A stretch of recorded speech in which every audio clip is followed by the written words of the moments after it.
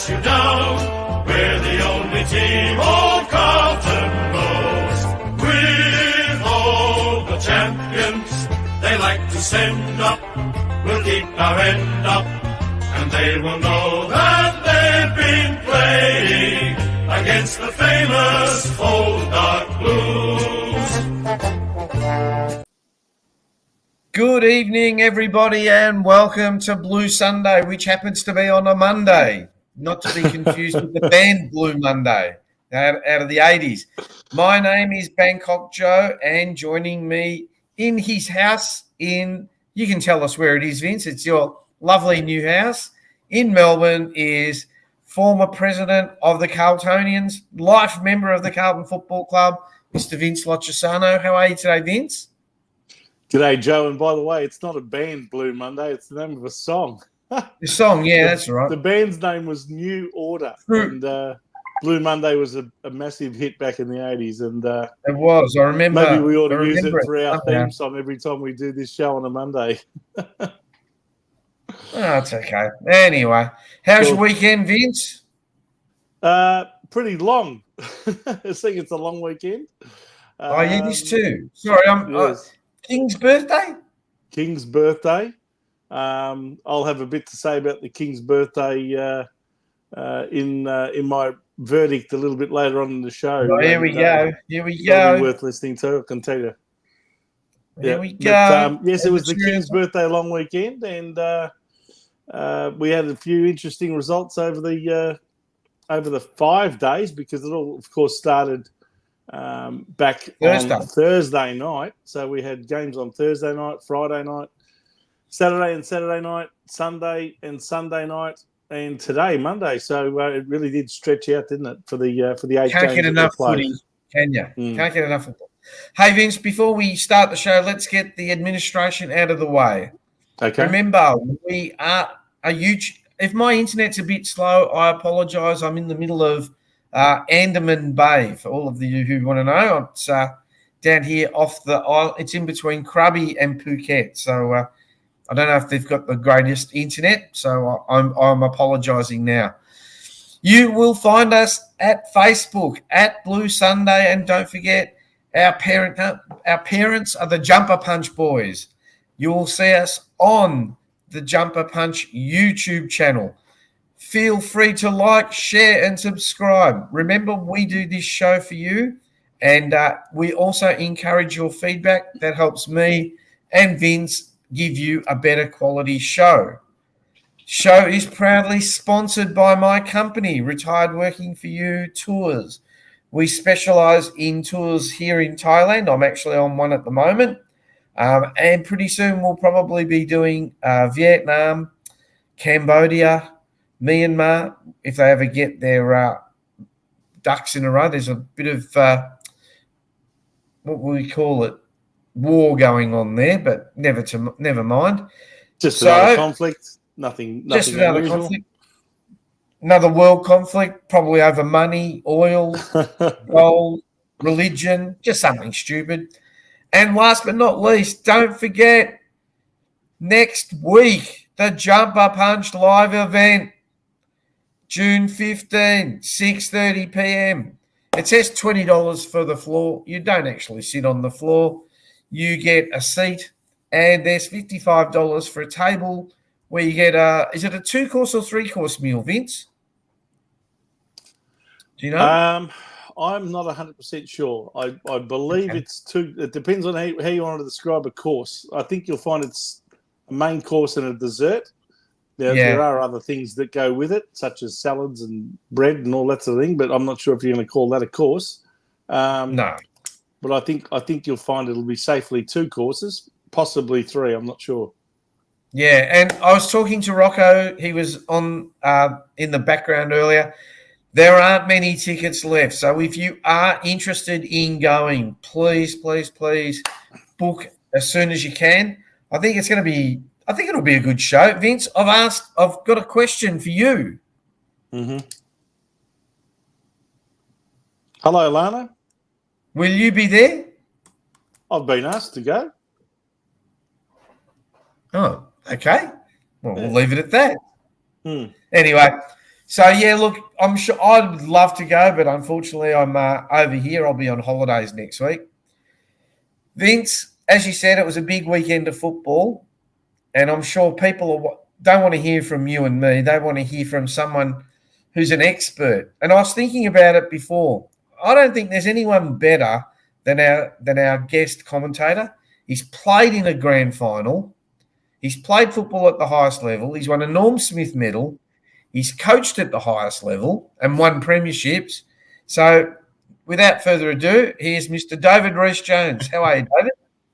I'm good. I don't think I've coached at the highest I was level. just going to say, which team did you coach, Reece? Didn't you coach in Tasmania? Didn't you coach in Tasmania? That's not the I coached highest in Tasmania. level. And The I highest coached level's AFL. and the VFL here, but yeah, no, That's not What's quite that? pretty the What's highest. that called? The TFL. The TFL? Yeah. TFL and VFL, yeah.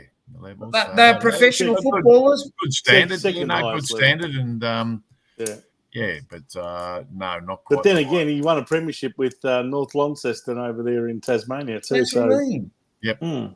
Yeah, So, and no one better. very happy to be here, guys, and especially after beating the arch enemy, the Essendon, who Last night. I still think Collingwood's the arch enemy. I think they're the ones I I. hate the most anyway, because and it's mainly because of their supporters and everything else.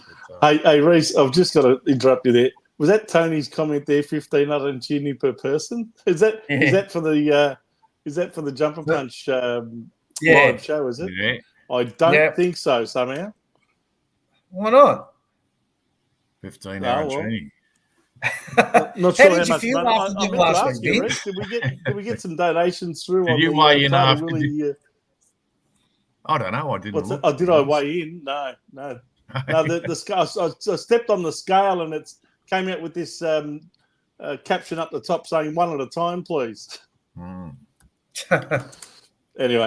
Anyway, let's get to the footy. The footy, it was fantastic last night, and I managed to. I was up on the Gold Coast actually, and would you believe they didn't have it on at the Gold Coast airport?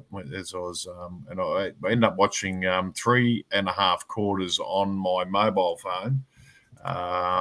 before it cut out. Well, no, before the plane took off, to be honest. But right. So I managed managed to watch the last half of the quarter when I got home at about 1 o'clock in the morning or something as it was. But it was a terrific win, a real good win, and right from the start they just they took control of the game. I mean, the Essendon people will probably say that bad kicking costs them. But the one thing I'll say about that bad kicking is if they'd have kicked.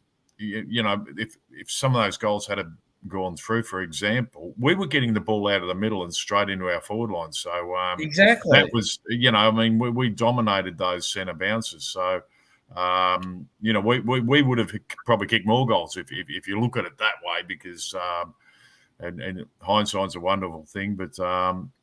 No, good to have Essendon whinging about something anyway, but kicking they want to, whatever excuse they want to make, but. It was a terrific win, and I think it was an even better win because probably our two best players, Sam Walsh and Paddy Cripps, had little influence over the game, and were able to get others to come in and stand up and take hold. And I thought George Hewitt, around that midfield was one of them. TDK, in the ruck, he rucks and roves. He roves his own taps at times, and I'm trying to think of that. Goldstein, I thought he was okay too. I thought he had a reasonable game, Goldstein, so it was a good battle in the middle there. But, and our back line led by Weeders again, he just doesn't get outmarked. I think he did it about 2 or 3 weeks ago, and I almost fell out of my chair. But, he seriously, he doesn't get outmarked. He's a freak, and he leads that back line, and they're pretty solid back there at the moment. And a couple of moves, Chincotta doing the tagging role has been successful, and Williams down the forward line. So, and we got some good players to come back in there too. So it's just going to make us stronger, better than ever. We'll get more comments off you, but Vince, you do your stuff. Go for it. Go for the scores and then some stats. Okay, Joe. Well, as you can see there, Carlton 15 goals, 696, defeating Essendon 9 goals, 1670 by a very predictable number. If you're a lover of David Rhys-Jones, 26 points. Did you tip them by 26, Reece? I'm trying to remember. No, I think I went 42 or 43 up around there, but yeah. Oh, that's right. You went for 8 goals or something, didn't you? Mm. So interestingly there, Essendon had 25 scoring shots to 21 and lost the game by over 4 goals. But you can see there the wasted opportunities on the top line. 4 goals, 3 to Carlton to 1 goal, 5 in the first quarter. That was a sign of things to come. They had a number of set shots in that first quarter, which resulted in points instead of goals, and that put them right on the back foot. Second quarter was similar, 9 goals, 3. In the end, we kicked 5 goals straight during that quarter to Essendon's 2 goals, 2. So, again, we came in to halftime with a commanding lead of some 32 points, and that was always going to be a bridge too far for them. They did have a good quarter in the third, but again, wasteful. 3 goals, 6 in front of goals from 9 scoring shots, and we only had the 2 scoring shots for 1 goal, 1. So they did reduce the margin back to 15 points at three-quarter time, but then we went bang, bang, bang, bang. I think we kicked the first 4 goals of the final quarter and put the result beyond doubt, eventually kicking 15 goals, 6, so 5 goals, 2 in the last quarter to Essendon's 3 goals, 3. So we outscored them in that last quarter to end up expanding the margin back out to 26 points by the end. So I guess you could call it a comprehensive victory. It wasn't a close game by any means. It threatened to be that way at times in that third quarter, and maybe if they had got off to a good start in the last, it might have. But we did put the foot down when it mattered most and ran away with it. You do realise that 5 of Essendon's behinds were rushed, don't you? Yeah, well, maybe, but they still did squander a number of shots for goal. So I think from a goal scoring point of view, we had Elijah Hollins for Carlton with 3 goals straight. Charlie Curnow kicked 2 goals, 2. Zach Williams kicked 2 goals. Alex Cincotta kicked 2 goals in that last quarter. And singles to Fogarty, Hewitt, McGovern, Mackay, Owies, and Durden, who came in as a substitute. And for Essendon, their major contributors were Martin and Guelphy with 2 goals each. And then they had 5 other single goal kickers. So these are the main stats. I like the way you've put Essendon's name there on the left-hand column, Joe. Essendon scum. Couldn't help yourself, could you? No. These are the results as far as the stats are concerned that were the major differences. 366 disposals to Essendon to only 331 for us. Although we had considerably more kicks, 224 to 200, they just hand-passed the ball a lot. It was clearly part of their game plan. 166 to 106 in terms of handballs. So that's probably one of the main reasons why there's a discrepancy in the third category there, which is the uncontested possessions, 243 to them to 185 for Carlton. So they did a lot of hand passing to each other around the ground. Free kicks were much in their favour, 25 to 15, although a lot of those were very, very late in the game, I noticed in that last quarter. Marks were 84 to 99 to Carlton. We had 9 contested marks to 7 and 91 uncontested marks, and that should be 77. Joe's made a mistake there. That's not 17. It should be 77 uncontested marks. That on the boat. Hit outs. Well, you got no idea how I had this laptop on this boat and I'm going away. Yeah, all right. Well, any excuse. Hit outs at 48 to 23. That's where I guess Goldstein had the better of De Conning in purely the hit outs, but a lot of them didn't go to advantage because, as you can see there from the clearances, Carlton had 38 to 33. It should be 39, by the way, to 33, including 12 centre clearances to 9 and 27 stoppage clearances to 24. Then you've got tackles. Essendon out-tackled us 79 to 58, including 10 to 7 inside 50. Inside 50 efficiency and shooting accuracy is largely where we went right and they went badly wrong. Their efficiency inside 50, they had 60 inside 50s to that should be 41, not 51. Gee, tell you what, Joe, you really were rocking on that boat, weren't you? 40, so 40, they had 60, 25 40. scoring shots from 60 entries inside 50. That's only 42% efficiency going inside 50. Carlton had 21 shots from 41 entries, and that's 51%. Shooting accuracy was another major discrepancy. I think this is got a lot to do with it.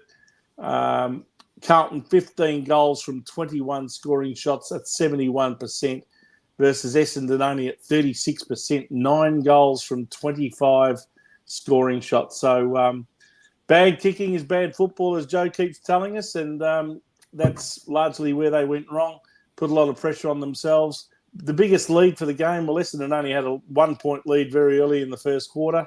Otherwise, they were behind for the whole match, and the biggest lead we had was 41 points, and that was late at around about the 25-minute mark of the last quarter. So that was the biggest lead of the game before they cut the margin back late in the game to 26 points. Okay. David, take it away. Yeah, look, it started very, very well. And, as was said, the lead there, Essendon got a point early in the game, and that was the only time they were in front. So, it was a pretty good comprehensive win under the circumstances. And I think we really need to be proud of our team because they played and they always looked in control of the match. It was a game that they controlled from start to finish and didn't panic at any time. Players stepped up when they had to. I think our backline, were fantastic. You look at the big blokes down there, Wright, Stringer, and Langford down there. Had very, very little impact on the game whatsoever. So, they just couldn't mark the ball or take any, there's no ascendancy down there. And it got to a stage where Essendon really had to lower their eyes a bit and chip the ball into the forward 50 to try and get shots at goal, which took away the impact of their main forwards. So, and they just I think our backline did a really, really good job and contained them and our midfield. Even though Walshy and Cripp were down a little bit, I think we still, Chincotta in there in his tagging role is doing a fantastic job and just nice and tight. I like seeing that. He goes straight to their captain. And then the other thing I like about it is too, he's not going in those centre bounces. So they're relying on our midfield to be able to control that centre bounce and be involved there. And then Chincotta goes straight onto him. So and it's been quite effective. And he's been probably one of our better players over the last 4 or 5 weeks when he's been in those real lockdown type roles. So whether it's been on the back line or in the midfield. But our forward line didn't, Harry and Charlie didn't set the world on fire. I think there was only 3 goals between them. And but we had Williams down there again. Elijah Hollins, I think he was a real standout of the game and took his game to another level. He was fantastic. As I mentioned before, Hewitt was another one who was really good through the midfield. So everyone just did their job when they had to. You've seen players, and it was a real team effort. I thought it was one of those games where everyone sort of, players just did enough. They did what they had to when they had to.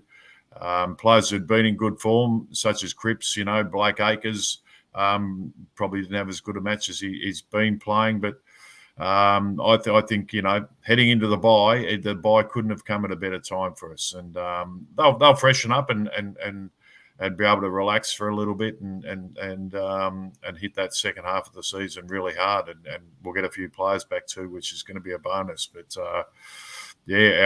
I was just really impressed by our backline and blokes like McGovern and Sard. Newman always doing a good job back there. Kemp, Weeders is just the rock back there. So Boydie as well. Boyd was the one. Just does his job. Yep. He's surprising me, Boyd. I didn't have much time for him, but he's coming along quite nicely. David, was there anything you didn't like about our game on the weekend?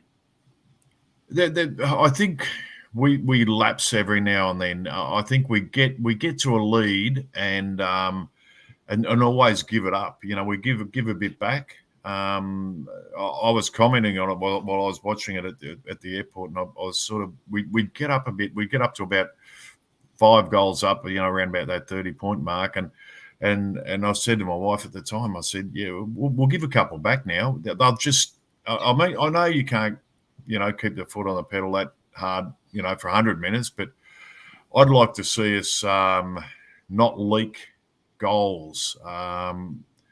Easy goals. Yeah, just at times it just looks like we just relax a little bit, and then at this level of football at the moment, the way it's going, you just got to have that mental attitude of really being hard at it and not allowing the opposition anything. And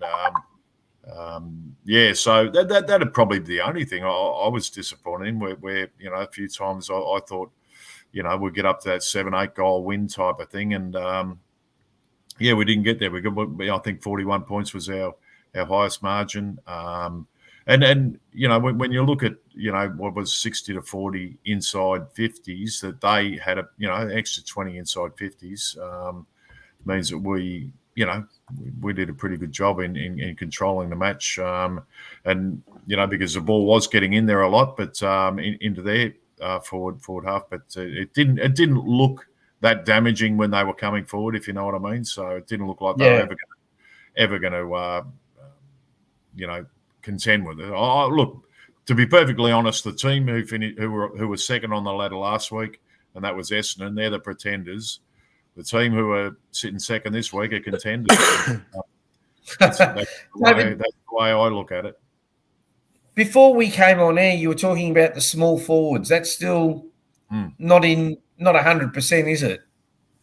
No, I think Owies, Durden, these guys, we haven't got the real dangerous ones. That you need. I mean, Williams going down there's been a real bonus for us, and probably even to probably resurrected his career, because he was probably at the crossroads at that time, and they've thrown him forward, and he's been able to capitalise on it. But he's a smart footballer, and that's what you need to be as a forward. You need to have that smart and craft and elusiveness or whatever.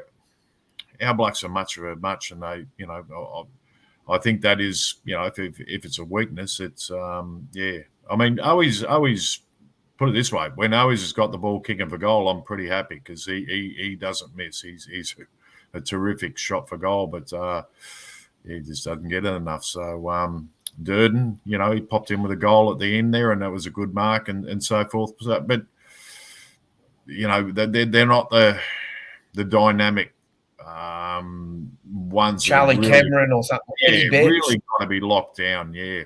So and the other team seem. What about Fogarty and Carroll? What did you make of their games up forward? Fogarty, we win games of footy when Fogarty's playing, because he is a guy who's just going to keep working down there. Jack Carroll, I thought, that was a good opportunity for him to, start on the ground and play the whole match, probably Only got the 5 possessions. Yeah, a little bit disappointing, really. 5 kicks. For a guy who had an opportunity. I mean, you got to grab those opportunities. You really do, because he knows that there's players coming back in. I mean, Chera will be back in after the break, and he could be the one going out. So, or he could be, could be the eternal substitute man, because he's played that role a hell of a lot, and to the effect that he's had to go and play VFL the next day on a number of occasions as well. So, he had his opportunity. He didn't grab it, but he's really got to grab it next time he gets the opportunity, and be a bit more ruthless in the way he plays, because you've got to go and get the ball and rack the possessions up. Otherwise, you're not going to be part of it. Vince, what did you make of the game?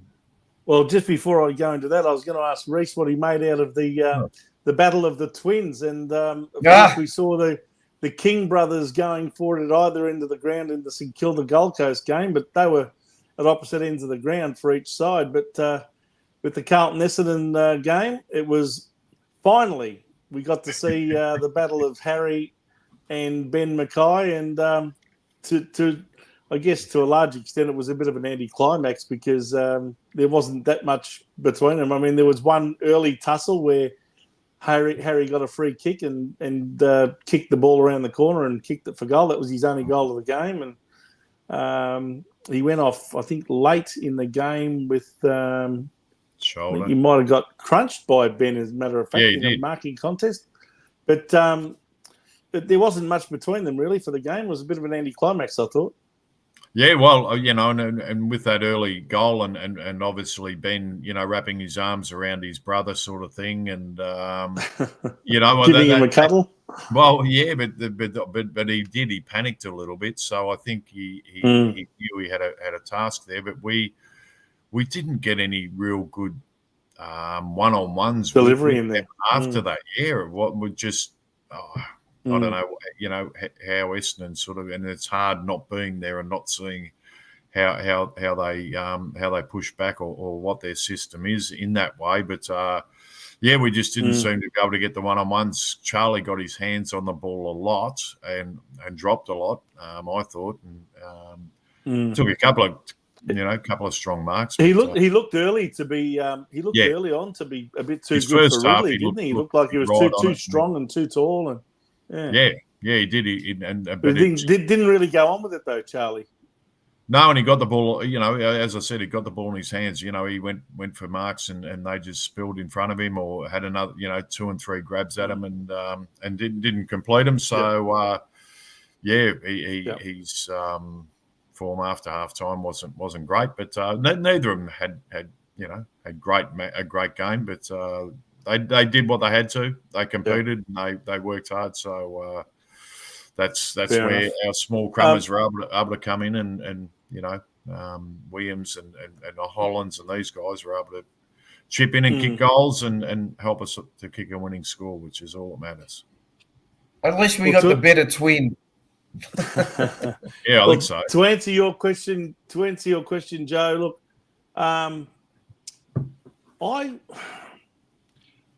look, I wasn't all that impressed for the majority of the game. What impressed me about Carlton was that even though I thought Essendon dominated the midfield and dominated the inside 50s, our defence stood up and we scored a hell of a lot on turnover. I think it was something around the 9-2 off turnover that we scored during the game. And when you score 14 goals, what did we score in the end? 14-12, I think. Or was it 15-6? Sorry, 15-6, 96.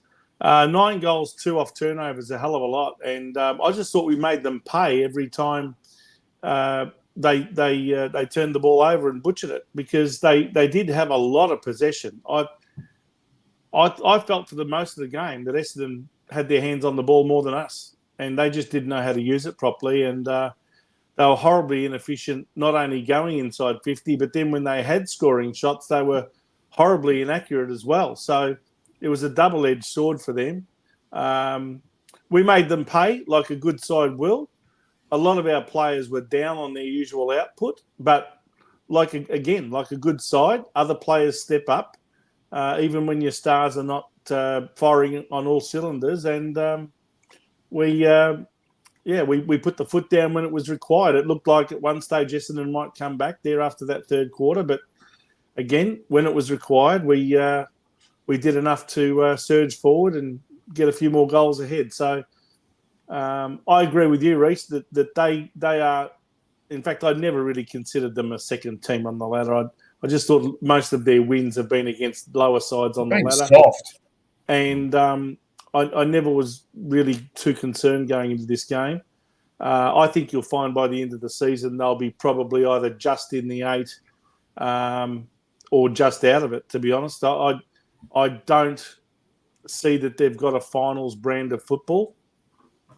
And but I think we do. This is what impresses me most about Carlton is that we play a brand of football that will stand up in finals. And there's a plethora of players that are now rising to the occasion. The so-called no-names like Cincotta, what he did in that last quarter was very, very impressive. And these guys, we're playing VFL football only 2 and 3 years ago.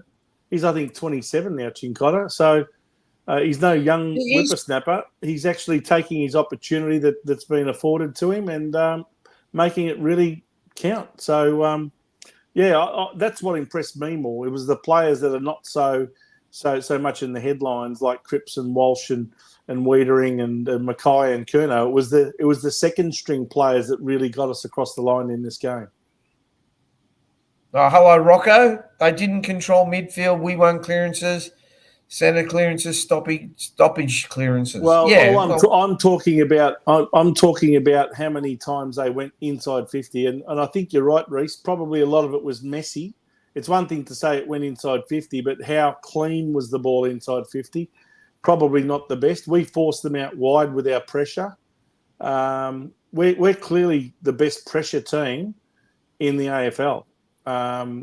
And I reckon around stoppages we are. Yes, and look, we got smashed up by the Sydney Swans a few weeks back on their home ground, but I reckon if we got them again on the MCG in finals, it would be a lot more even than that. Let's hope so. But anyway, I actually, I didn't think the standard of the game was all that great. There was a lot of messy fumbling and a lot of messy kicking and hand passing all over the place. But I guess pressure will do that to sides. Wasn't a game that I think reached any great heights. Vince, is Tanya talking to you? Oh, mate, she doesn't talk to me even when Essendon win. Can you imagine when Essendon lose? And not only when they lose, they lose to Carlton. Let's just say that she's watching a movie or something in her lounge room. So I'm not going anywhere near her while she's in this filthy mood. Well, I just want to know one thing. Well, Vince, you've worn something Essendon to every Essendon game this year. I'm just wondering what you had on yesterday. There was nothing on the social media. I didn't. I can tell you that I had all my Carlton gear on, very proudly. And as we were walking to the ground, we happened to run into the boys from the Jumper Punch.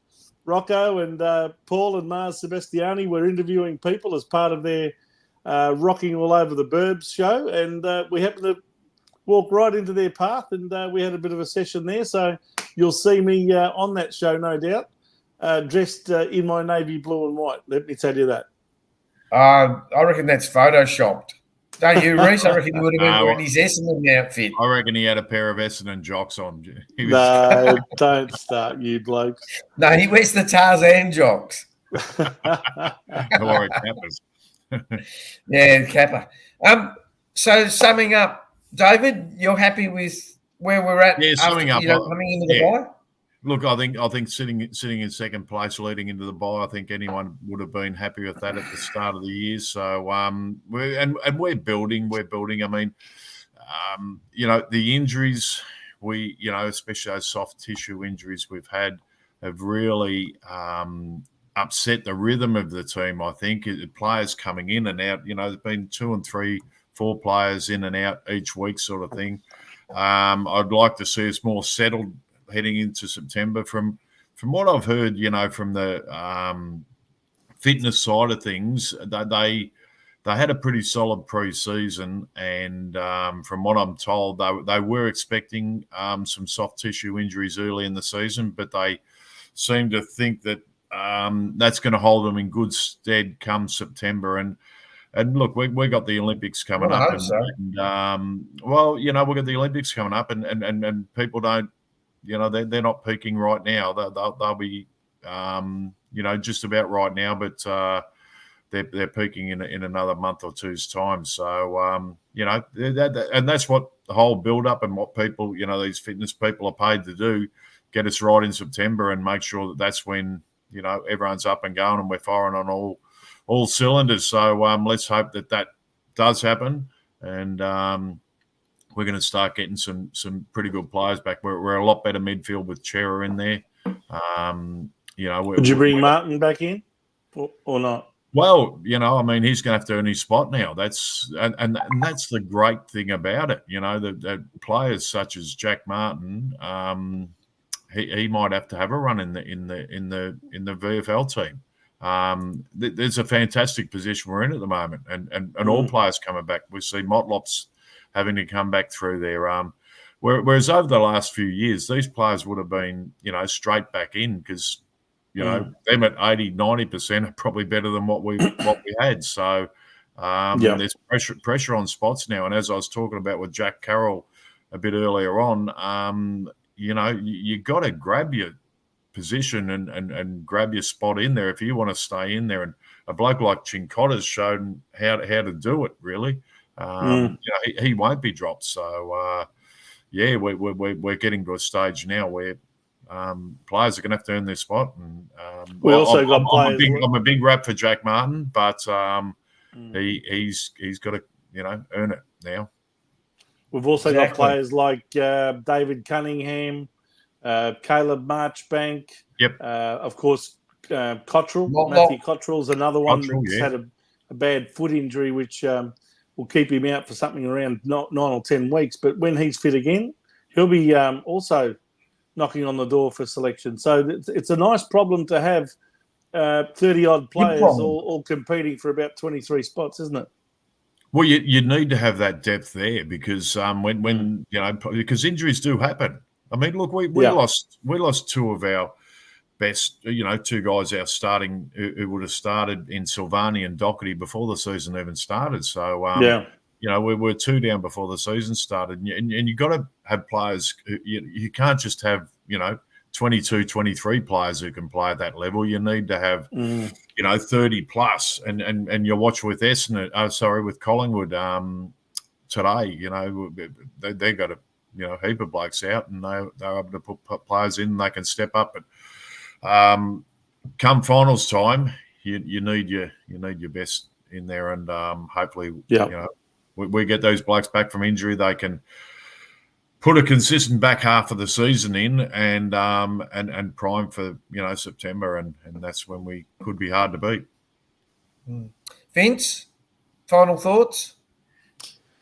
Yeah, look, I think the bye's come at a very good time now. I think some of the players look like they are probably in need of a rest. I guess the way Cripps and Walsh played, you'd probably suggest that they're looking for that bit of a rest for their bodies. So I think it'll come at a good time to refresh, and they'll probably go away for a few days, a lot of these guys, up to Queensland and get a bit of sun, a bit of warmth.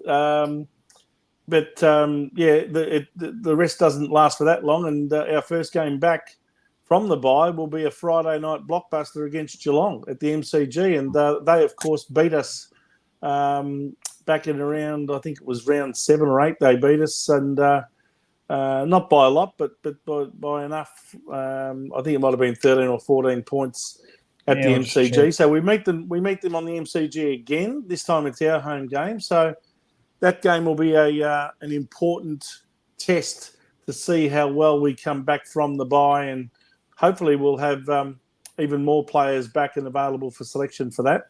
But in terms of this game against Essendon, yes, of course, it's a blockbuster because they're two bitter rivals that go back a long way, and both teams were pretty well entrenched in the 8.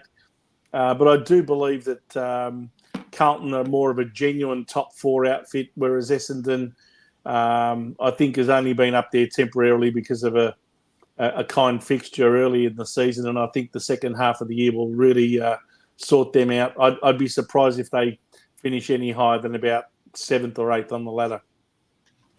One can only hope they finish 9th. Oh, no, that's Richmond's domain, isn't it? Maybe they can be Richmond's far too far down the ladder to finish 9th now. But Vince can only hope that room's soundproof, actually, and it's going out. That's all right. If there's a murder down my way, you know who it is, don't you?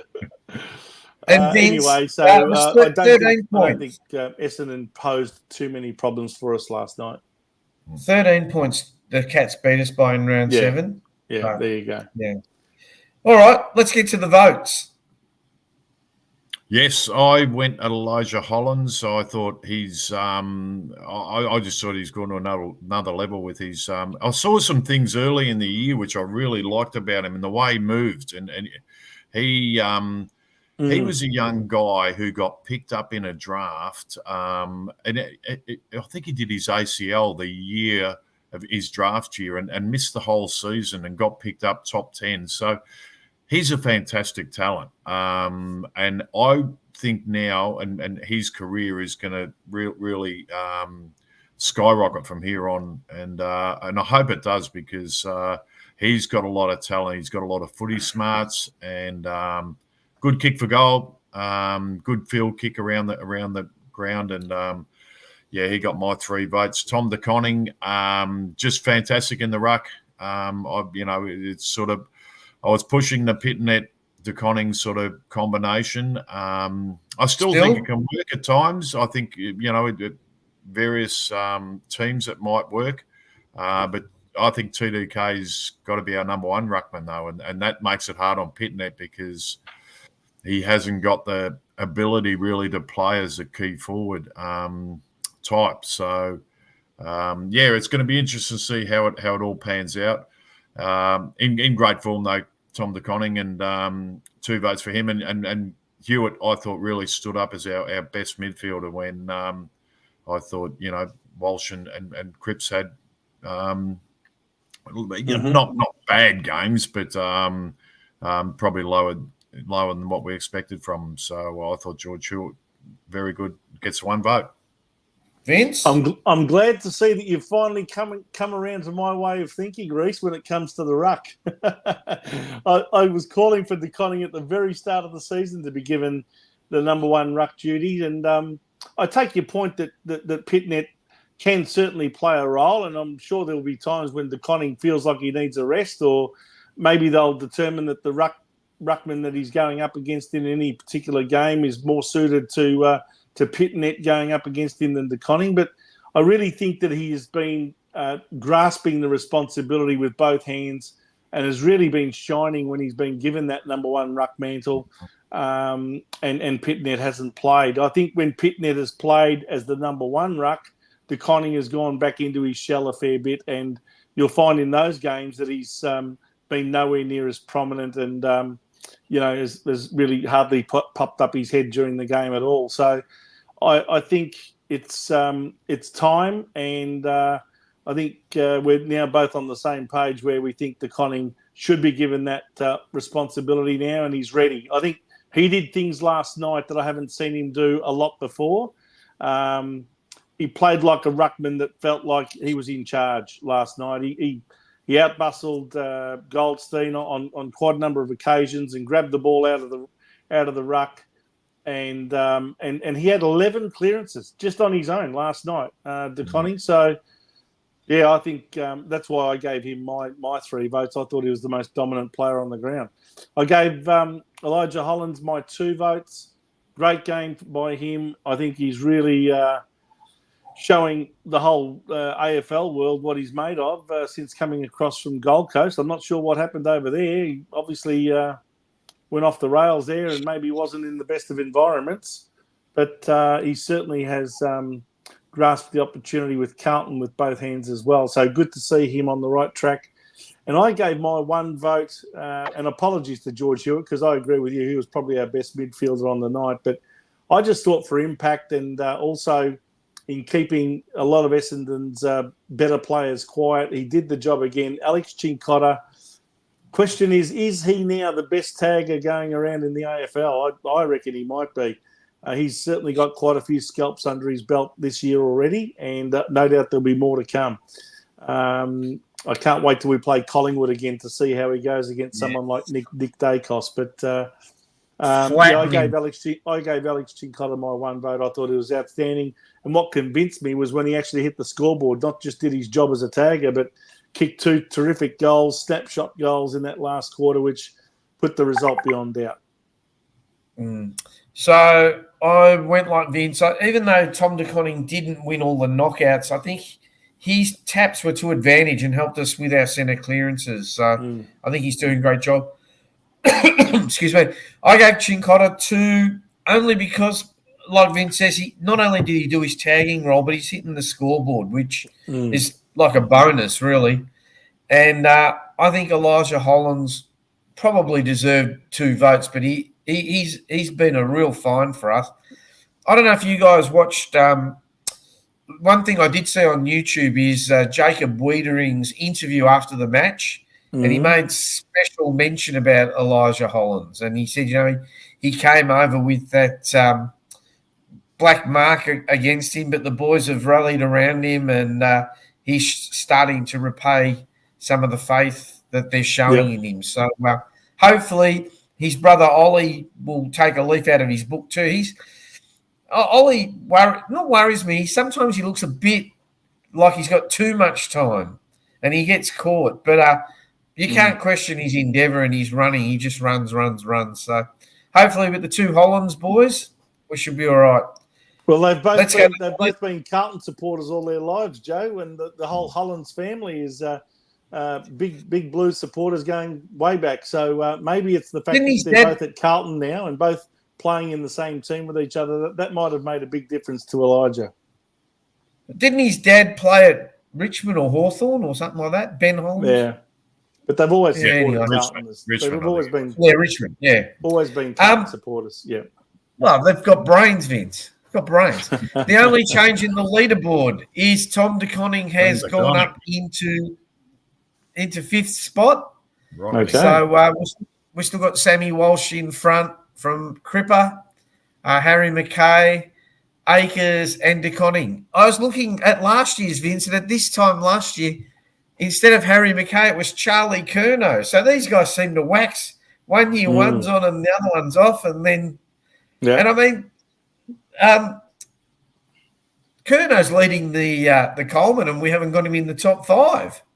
So yeah, but he's getting his. He's just been consistent. Charlie gets his 2, sometimes 3 goals, maybe even 4, but it hardly feels like he's having much of an impact in a whole of game sense. Like he'll just have little patches of influence here and there.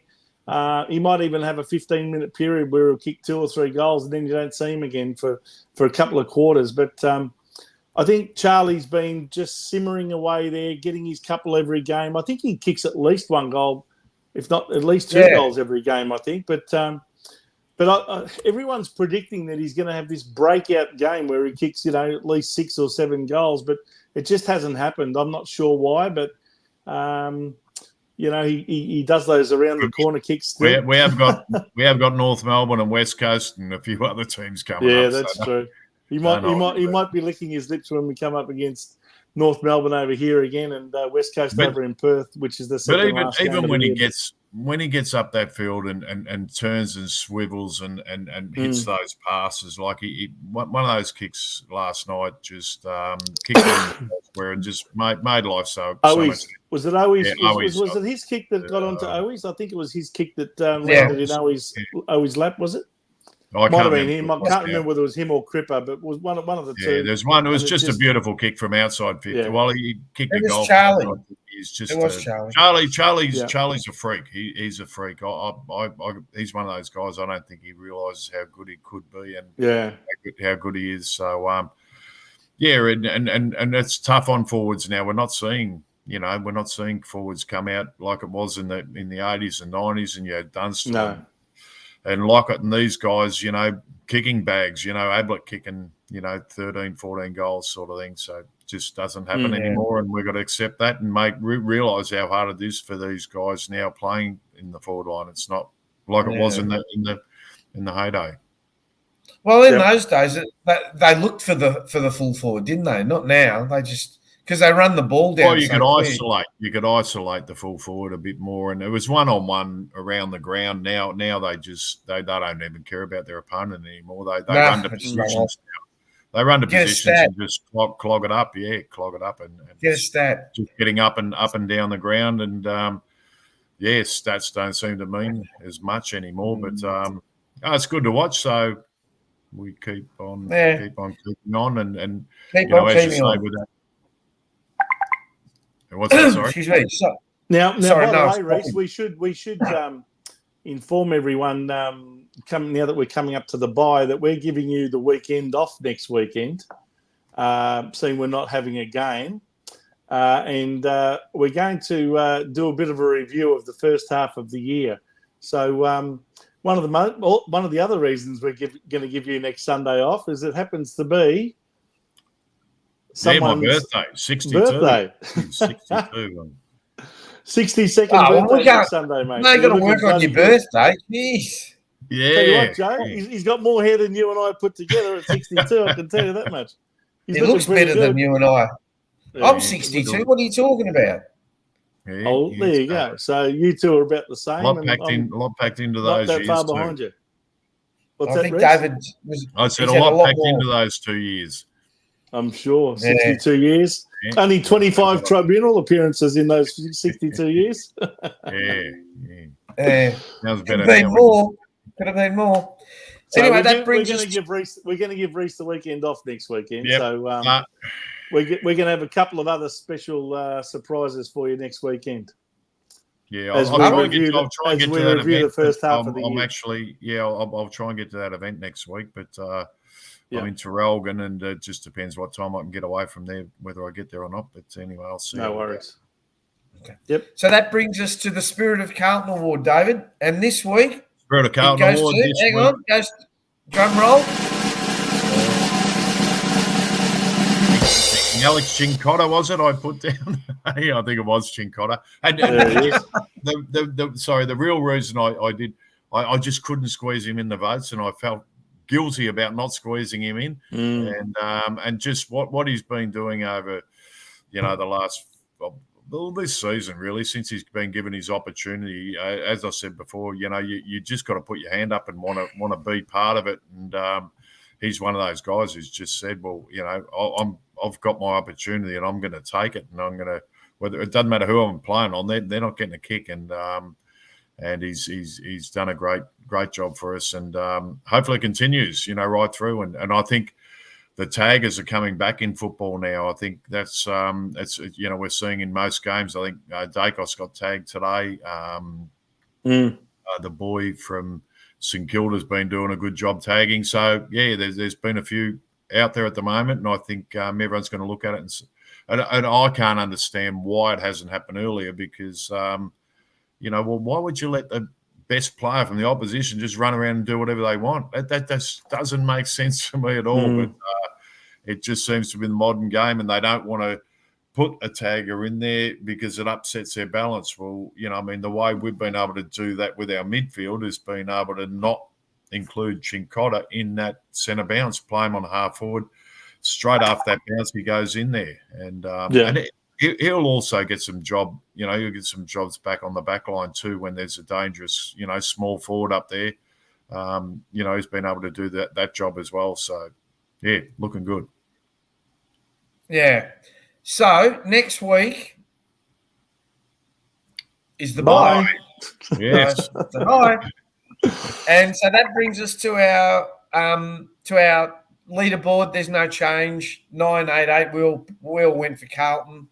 I think everyone's going to go for Carlton the rest of the year. Might have to be a bit stupid a few times or something. David, before we let you go, two things. One, I wanted to do. Hang on, I'm just getting the slide. The Prader-Willi Syndrome Association. Give it a bell. Yeah. Well, look, we're still taking donations. You can go through any of my social media accounts and have a look on there, and you'll find where to go. But we're actually we've got a week's accommodation up on the Sunshine Coast at the Caribbean Resort, which is about 100 metres from the beach. So nice. To anyone who donates $15 or more, and then you've got a chance to win. That'll be drawn at the end of August. It might be the 1st of September, I think it's drawn. So we're extending our donations and hopefully, we'll get a bit more through there, and someone's going to win a great trip up to the Sunshine Coast for a week. So 7 nights. Take us with them. Yeah. Do you happen to know where on the Sunshine Coast? Is it Maroochydore or Mooloolaba? Mooloolaba. Beautiful. Yeah, I've been there a few times. It's absolutely I was up there on Wednesday and spent 3 nights up there, and then drove down to the Gold Coast to a mate's birthday on Saturday night. Beautiful. And, I was the only sober Were you off the sauce? Only sober person in the place. David, any beers? None. No, I haven't had one since my operation. So I thought I would have weakened up there, but I've managed to stay off it. So it's yes. What about next Sunday for your birthday? Well, we'll see.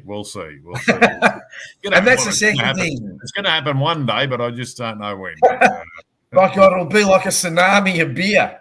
Yeah, you got to start learning. I might give you some warning, and you can buy some brewery shares beforehand. You should be taking the hint from the Europeans, mate. You've just got to get some of that liqueur into your birthday cake next Sunday. That's what we do. Well, the thing down here, I mean, with Jimmy Buckley, he's been off it for 3 years now. Now I've gone off it. 6 pubs have gone broke in Melbourne. Yeah, the old Brandon's gone broke. That's where he used to drink. I remember that. Don't worry, just about every second small business in Melbourne's gone broke in the last 4 years. But anyway. Oh, that's right. That bloody bloke got a bloody King's Honour. He got a King's Honour. How the bloody Rhys, don't steal my thunder. I haven't done my verdict yet. Anyway, David, on behalf of all the viewers, we wish you a very happy 62nd birthday. And thank you very much for donating your time. We know you've got a family, and we really appreciate you coming on the show. No worries, guys. And more importantly, go the Mighty Blues. Buy this week, and let's hope they can all freshen up and come out, and we get those Cats the following week. Let's go. Exactly. All right, thanks, David. Thanks, guys. Go, Reese. Born in 62 and turning 62. Next Sunday, David Rhys-Jones. Isn't it great to have him with us on our show? You should have told me I would have put a slide up for him. I forgot all about it. Anyway. No, that's okay. Yeah, we can do something for him next year when he turns 63. It'll be his 21st birthday. We'll put something up next week for him. It'll be his 21st birthday for the 3rd time. Hey, Vince, there were a few other matches over the weekend. There were, Joe. And let's start off with Thursday night. Jeez, it feels like an eternity ago, doesn't it? I was a bit upset about this result because it was part of my multi, and Adelaide were $1.08 favourites when I took out this bet, and they ended up losing the game. Can you believe it? 10-11-71 to Richmond, who were terrific, especially with some of their better players coming back in, like Taranto, etc. 12-7-79, a big win to the Tigers, and a big week this week with Dustin Martin's 300th game coming up against Hawthorn next weekend. After that, we had the match on Friday night, which produced a very good win to the Brisbane Lions coming off a bye, playing the Western Bulldogs, who looked like they were in desperate need of a bye. The Lions 17 goals, 12, 114, defeating the Western Bulldogs 10-11, 71 by 43 points. Next on the Saturday afternoon, of course, which seems to be coming the sort of favoured time slot for Hawthorn. They play a lot of Saturday afternoon games, even when they're in Tasmania. So what a big win it was. They looked like they were going to be in trouble at halftime. I think they were 19-38, but came back and took the lead. And controversial free kick in the end there where Tom Green bumped the Hawthorn player, I think Sicily, who kicked the ball forward, and the umpire gave a downfield free kick, which resulted in a goal to Hawthorn. Wasn't that a woeful decision? Anyway. I still haven't started my verdict, Joe. I've got three different things to talk about today. 12-13-85 Hawthorn, defeating the Giants 12-7-79. And Hawthorn have won that game by 6 points and have also won, you'll find 6 of their last 8 games after losing the first 5 games of the season, and are now only 1 game out of the 8 and are now being spoken about as real, genuine finals contenders. Next game was the Twilight game, and this produced the very first win of the season. I think we can all probably feel happy for them, can't we? North Melbourne, 11 goals, the Eagles kicked themselves out of it. Well, I know, but in the end, it was the win that mattered for North. They didn't care how they got it. They got it. Bad kicking, bad football, Vince. To West Coast. 8 goals, 17, 65. Terrible kicking for goal. And they did, in fact, get there. I think they were down by 33 points at one stage and came back, kicked 6 goals in a row and hit the front. They were in front. Melbourne kicked the last 2 goals of the game. Yeah. And another controversial free kick holding the ball decision as well against Elliot Yeo, which resulted in a goal for North Melbourne. So yet another game decided by an umpiring decision. Anyway. The next game after that was on Saturday night, St Kilda. Again, getting over the Gold Coast Suns, who just cannot seem to win away from home. This looks more like a halftime score than a full-time score, but in fact it was a full-time score. 7 goals, 9-51. St Kilda defeating the Gold Coast Suns 7-6-48, and yet another decision which the AFL has since come out and admitted was the wrong decision, which in fact determined the result of the game. So that was that. And then, of course, on yesterday, we had 2 games. The first one, which I thought was quite an entertaining game. I watched this game, and Geelong came out of the blocks, and for all money, it looked like they were going to win. They kicked 5 goals to nothing in the first quarter, kicked the first goal of the second quarter to go up 6 goals to nothing. And then all of a sudden, the Sydney Swans went bang and kicked 16 out of the last 22 goals of the game in a fairly high-scoring game.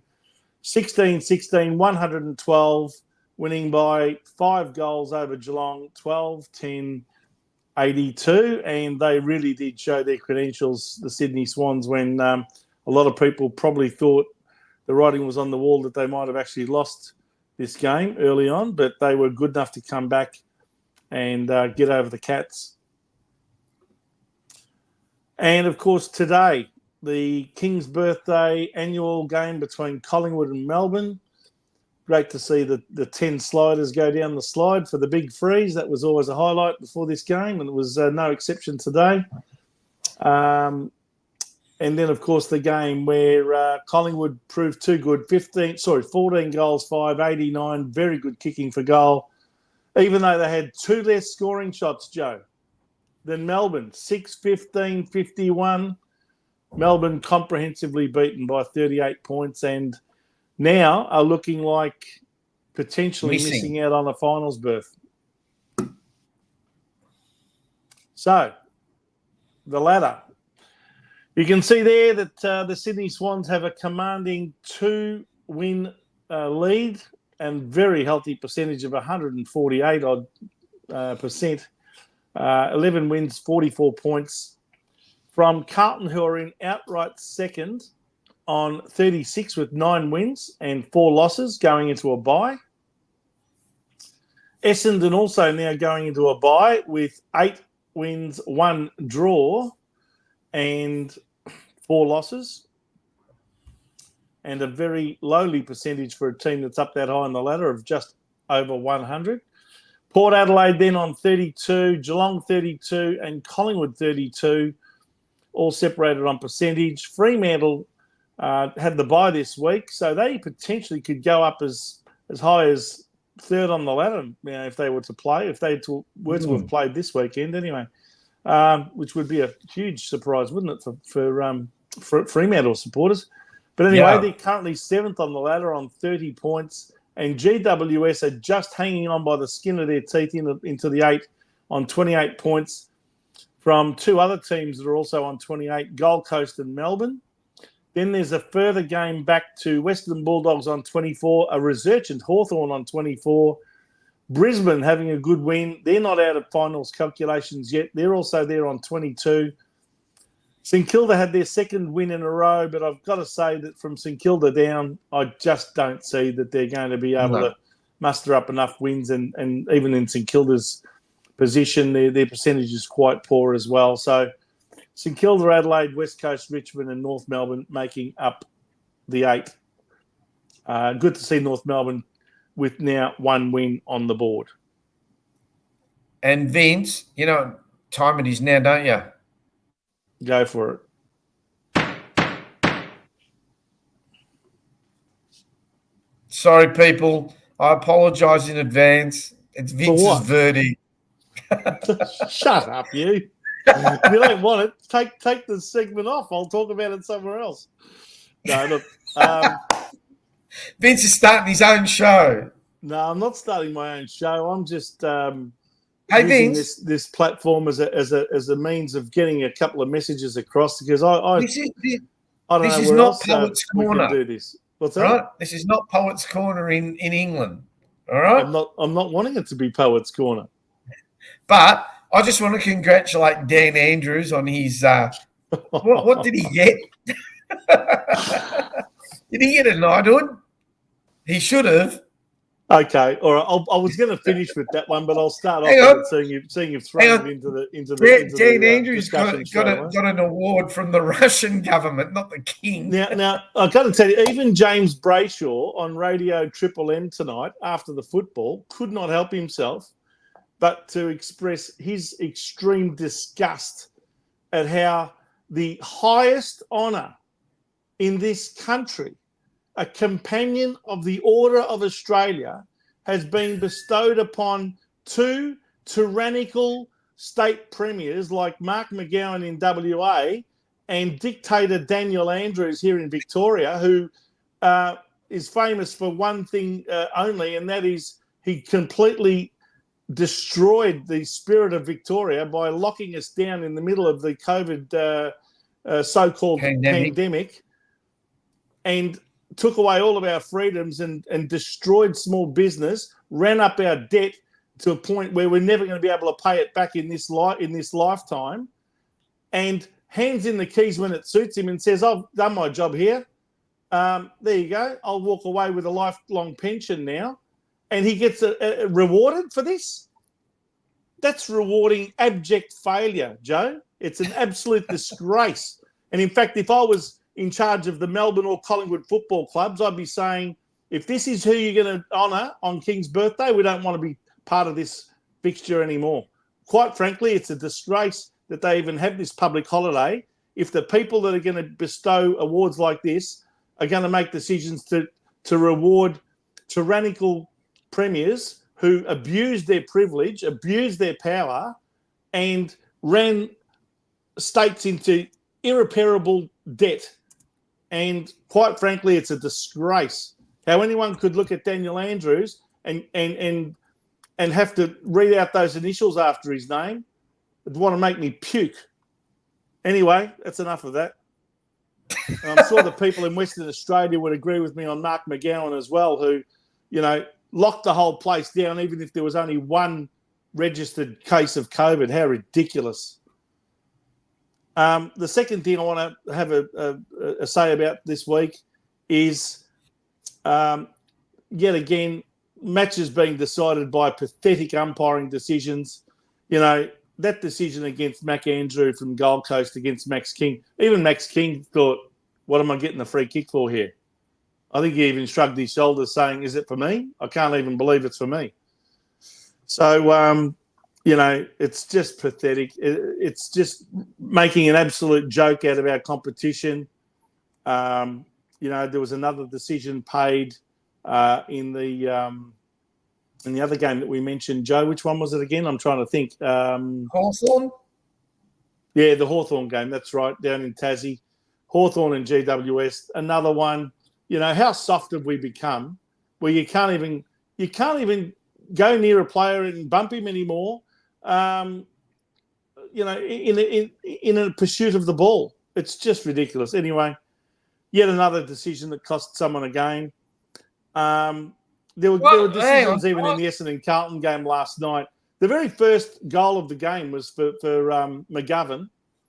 And yet again, the 50-metre penalty, I just think it's just way too severe for that type of indiscretion. Even when they go into the so-called protected zone and all that sort of thing, when umpires pick out a player that's just got his foot into the protected zone, so all of a sudden, 50 metres, they should not be awarding 50 metres for those sorts of indiscretions. At best, I'd be introducing a 30-metre penalty or something like that, but 50 metres is just too much of a penalty in my view. Yeah. And the other thing is... hang on. The other one, before you go on. Oh, sorry, go on. What? No, with the umpires, right? Yeah. I know you get angry and you go, oh, that was a mistake and that was a mistake. Don't forget players make mistakes too, right? Turning over the ball. We all make mistakes. I don't have a problem if you make a mistake, right? Sure. Where I have the problem with the AFL, that's twofold. One, they very, very, very rarely admit it's a mistake. And I don't want them to come out and tell us it's a mistake, right? That's not up to me. I'm not expecting an apology or anything from them. What I do want is I want consistency. You'll see one umpire, the guy grabs the other guy in the ruck and he calls play on, and down the other end, the other umpire goes, oh, you got your arms around him, right? Yeah.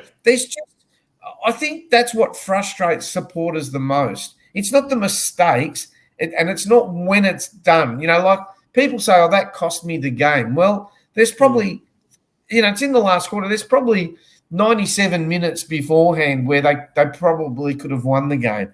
I think what frustrates people is just the inconsistency of the rules. And I know our game is open to interpretation, but, if someone gets grabbed high around the neck, that is around the neck. That's not open to interpretation. If you're grabbed around the body, then that's a hold. But you watch it. I mean, I saw one, I can't remember. I saw a highlight today where this Collingwood player's two hands shoved the guy right in the middle of the back, and he's been paid the mark. Even the Collingwood player thought it was funny. But, I mean, people are saying, umpires are influencing the game. Well, yes and no. I think the way they're doing it is you just have consistency. Well, Bruno, I disagree. You can have consistency when there's interpretation. Because if a rule says you are not allowed to push someone in the back and you push someone in the back, then it is in the back, right? There are some rules I think, look, I understand where he's coming from. What I think he's saying here is this. Yes, you have rules in the AFL which are black and white. But there are a number of rules which are subject to the umpire's interpretation of what is happening in that contest. Now, you've got one umpire seeing it one way, a second umpire seeing it another way, a third umpire seeing it another way, and now a fourth umpire seeing it a different way. So how can you possibly have consistency when you've got four umpires on the ground paying decisions and often in conflict with each other? I said, I think last week or the week before, we should not have four umpires on the ground. It's just way too many. We should have three and have one on the interchanging on and off the ground. like players do. They should be interchanging umpires after every quarter. And everyone, therefore, would have 3 quarters on the ground and 1 quarter off. And you get an opportunity to umpire inside 50 up one end of the ground, inside 50 on the other side of the ground, and 1 quarter in the middle. And that way, everyone gets an even shot. That's how I would do it. But they insist on having 4 umpires on the ground. That's part of the problem, in my view. Too many umpires, too many interpretations that are going to clash with each other. And that's why Bruno is saying there's too much interpretation in the rules, and therefore the more umpires you have, the more clashes of interpretation you're going to have as well. And I agree. And that's why you've also got games now being determined by absolutely pathetic umpiring decisions that are clearly wrong. Anyway, the last thing I wanted to make also mention of was how unfair and how pathetically ridiculous our fixture has now become. You've got some teams that haven't had a bye yet coming up against teams that have had 2. Now, really? Yeah. There are some teams that haven't had a bye yet, and some teams, the ones that played the opening round, right, that round 0 or whatever they called it, opening round, that have had 2 byes. Carlton is now going into its 2nd bye. Okay? I think it was who else have we got? Who are the 8 teams that have had byes from opening round? There was Carlton and Brisbane played the opening round. Richmond and Gold Coast. Sydney and Melbourne, and Collingwood and GWS. So, it's just wrong that that you've got a situation where some teams haven't had a bye yet, and they're playing teams that have had 2. That's got to be fixed. The whole competition's becoming a laughing stock. But anyway, the AFL, they'll just keep giving themselves pay rises to stuff up the entire competition. That's all right. Well, you do realise that the AFL is the only sport in the world where the administrators of the game get paid more than the players. What does that tell you? I don't know. I'm staying. It's either telling me that the players are paid not enough, or that the administrators are paid too much, or a combination of both. Mm-hmm. I mean, anyway, Gillon McLaughlin walked away one year with $3 million. Yeah, well, he's another one that's stuffed the competition, made it into the most woke organisation in the whole country, and walked away with his $2.5 million a year for the amount of, what was it, 10 years he was the chief? Would be close to that. Yeah. Walked away with his $25 million. And now he wants to become the chief of Racing Victoria, I believe. Who? McLaughlin. Gillon. Is he? Yeah. I think the AFL needs to They'll probably make horses run down the Flemington Straight in rainbow colours. Probably. Yeah. No, the jockeys will have to wear them. Vince. Yeah. Talking of horse racing, you had a woeful week out in the first set. Hey, you know what, Joe? The one with the shortest odds, Adelaide to beat Richmond, was the one that lost. I picked some good results here. I picked Hawthorn to beat GWS. They were the outsiders at the time. I picked St Kilda to beat Gold Coast. They were the outsiders as well. We picked Sydney to win against Sydney against Geelong, Carlton to beat Essendon, and I did tip Melbourne, who were favourites at the time, to beat Collingwood, but that one fell over as well. So 2 out of the 6 legs fell over. So we did our $10 this week. Hopefully, what have you got for us next week, Vince? Next week. Well, there's only 6 games next week, Joe, because only the 12 teams playing. 6 of the 18 teams are having a bye, including Carlton and Essendon and Melbourne and Collingwood. So a lot of the big clubs are having a rest, and it's time for the other teams to have centre stage. I think probably the most, how can you put this? The most heavily promoted game of the round would probably be the Richmond Hawthorn game, mainly because of Dusty Martin's 300th game coming up. So we've chosen the 6 legs. I'll be back in 1 second. There's someone at the door. Just hang on. Keep going. Okay, Joe. Never mind, Joe. He'll be back, everyone. Okay, so what we've done this week is we've gone for all 6 games in our 6-league multi. Brisbane to beat St Kilda.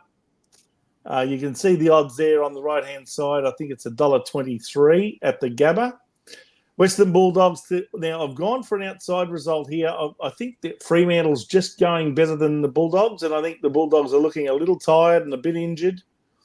So I'm going for Fremantle, who've had a freshen up this week with the bye.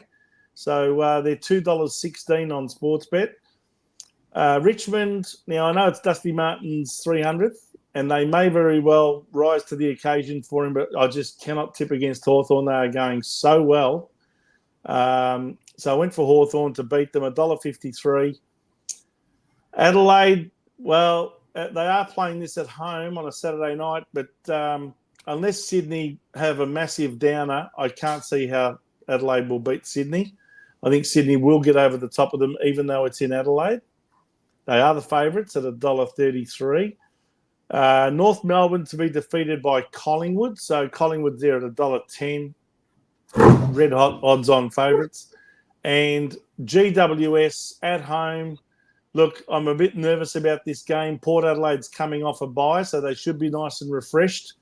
But I just think they have to win this game at home, GWS.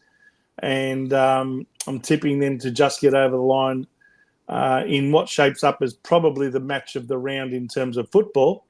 Certainly 2 teams up in the top 8. So we're going for the home team at $1.56. So if we multiply all those up together, we get odds of $9.28. So our $10 bet should get us back $92.80 if everything goes to plan. I'm sorry about that. I'm actually still working, so I just had a customer, so sorry about that. Right. Okay. So what do we got? What do we got in the kitty? We got the balance and all that, or not? There we go. 138.15. Okay. So you got plenty of money to lose this year. That's before the bet. So if we lose next week's bet, it'll be down to $1.28. I think you should get big or get out next week. Well, if we win our 92,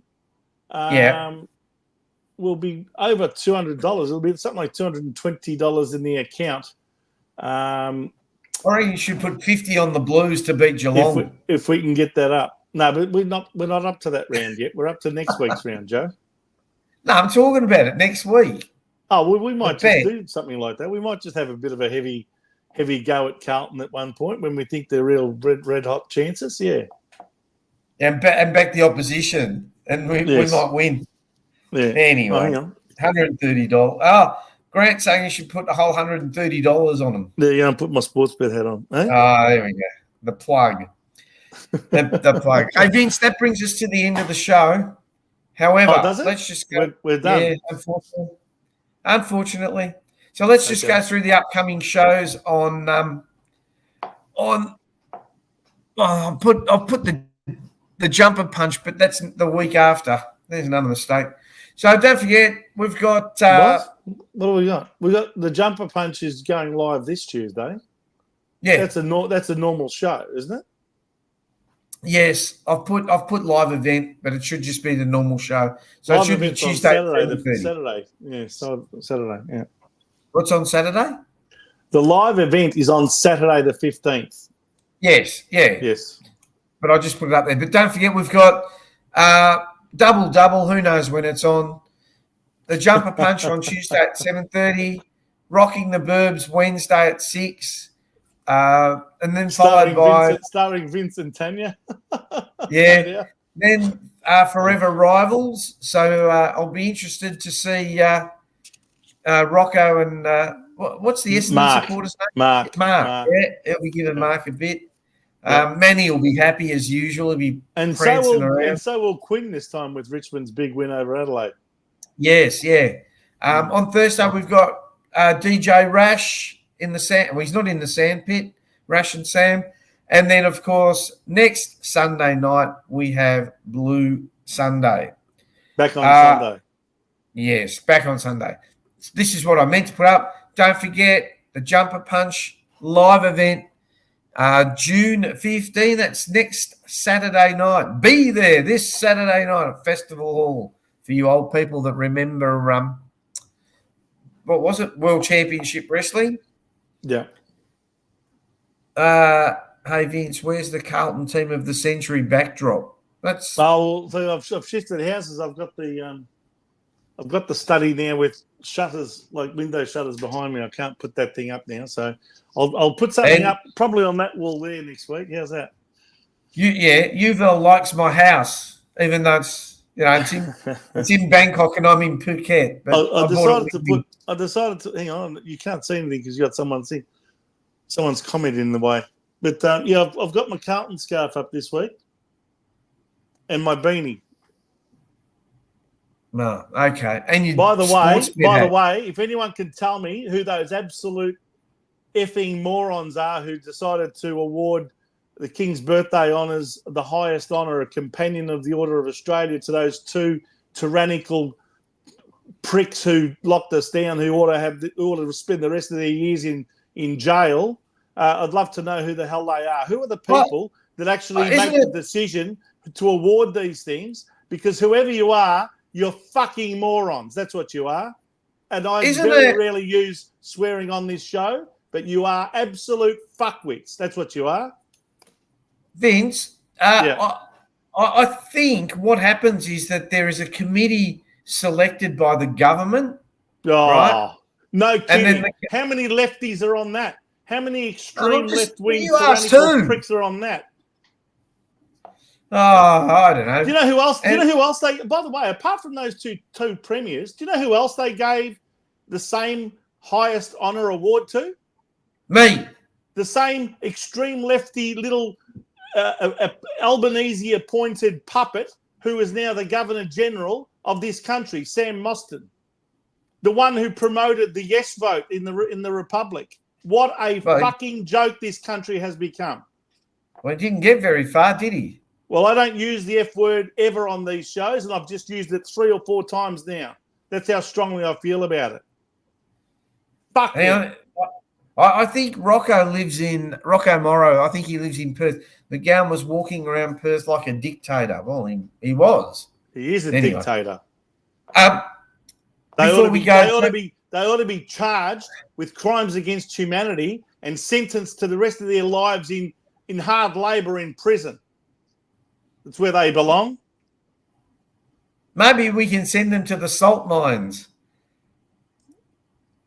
I know what I'd like to do with them. I'd like to pour petrol on them and light a match.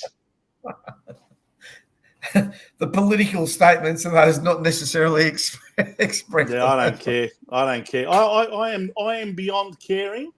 If there's anyone who doesn't agree, that's fine. You're all entitled to your opinions. I'm sick of people using their power to wield their power to get their own selfish way in the way that they do against the people. It's just pathetic.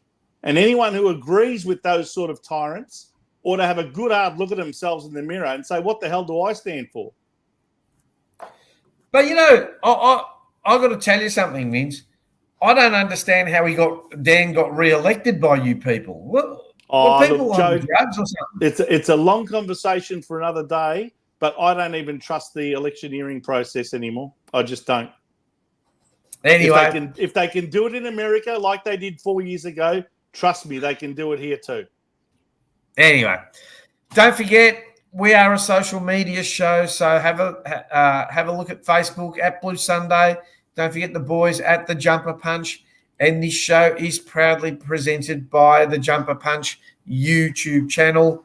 We would ask, Vince and I would like to ask you all to like, share, and subscribe. And that brings us to the end of the show, Vince. So now that you've calmed down a bit, I'd like to say good night. Good night, Joe. Go Blues. And we will go out with... We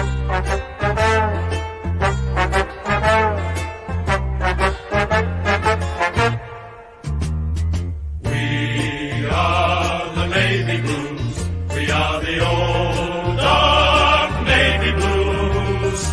We're the team that never lets you down. We're the only team old Carlton knows.